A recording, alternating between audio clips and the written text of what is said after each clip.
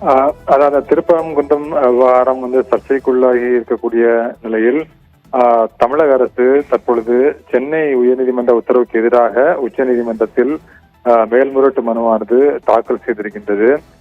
திருப்பரங்குன்றம் மலையில் இருக்கக்கூடிய அந்த உச்சி பிள்ளையார் கோவில் மண்டபத்திற்கு பதிலாக மலை உச்சியில் அமைந்திருக்கக்கூடிய தீபத்தூணில் கார்த்திகை தீபம் ஏற்ற உத்தரவிட வேண்டும் என்று கோரிதான் ரவிக்குமார் என்பவர் சென்னை உயர்நீதிமன்ற மதுரை கிளையில் வழக்கு தொடர்ந்திருந்தார். அந்த வழக்கை விசாரித்த தனி நீதிபதி ஜி.ஆர். சுவாமிநாதன் மலை உச்சியில் இருக்கக்கூடிய பழமையான தீபத்தூணில் தீபம் ஏற்றுவதற்கு உத்தரவிட்டார். ஆனால் அந்த நீதிமன்ற உத்தரவுக்கு எதிராக உச்சி பிள்ளையார் கோவில் மண்டபத்திலேயே தீபம் ஏற்றப்பட்டதாக தெரிவிக்கப்பட்டது.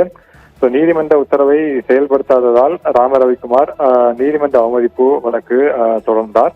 அந்த வழக்கு விசாரணையில் தான் சிஐஎஸ்எஃப் வீரர்களுடைய பாதுகாப்போடு மனுதாரர் 10 பேரை அழைத்துக் கொண்டு மலையில் உள்ள தீபத்தூணில் தீபம் ஏற்ற நீதிபதி ஜி.ஆர்.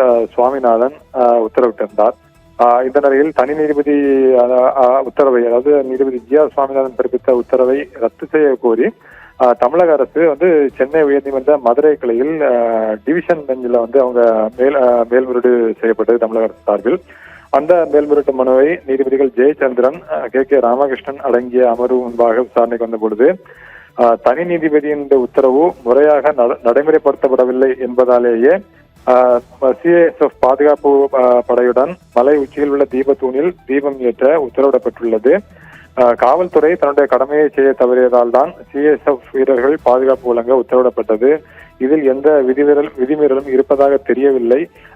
மாநில அரசு தன்னுடைய கடமையை செய்ய தவறியதால் தான் தனி நீதிபதி மீண்டும் உத்தரவு பிறப்பித்திருக்கின்றார் என கூறி தமிழக அரசுடைய மேல்முறையீட்டு மனுவை டிவிஷன் பெஞ்ச் தள்ளுபடி செய்து உத்தரவு பிறப்பித்திருந்தது.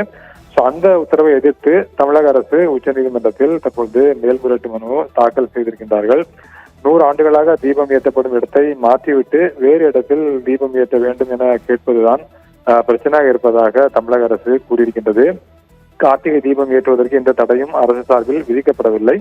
2014ஆம் ஆண்டு வழங்கப்பட்ட தீர்ப்பின்படி குறிப்பிட்ட இடத்தில் தான் கார்த்திகை தீபம் ஏற்றப்பட வேண்டும் என்பதை உறுதியாக சொல்லியுள்ளது. அதைத்தான் பின்பற்றி இருக்கின்றோம். புதிதாக தீபம் ஏற்ற சொல்லும் இடம் தர்கா அமைந்துள்ள இடத்திலிருந்து வெறும் 15 மீட்டர் தான் இருக்கிறது என்பதால் தேவையில்லாத சச்சரவுகளை தவிர்க்க வேண்டும் என்பதற்காகவே அந்த இடத்தில் அனுமதி வழங்கப்படவில்லை.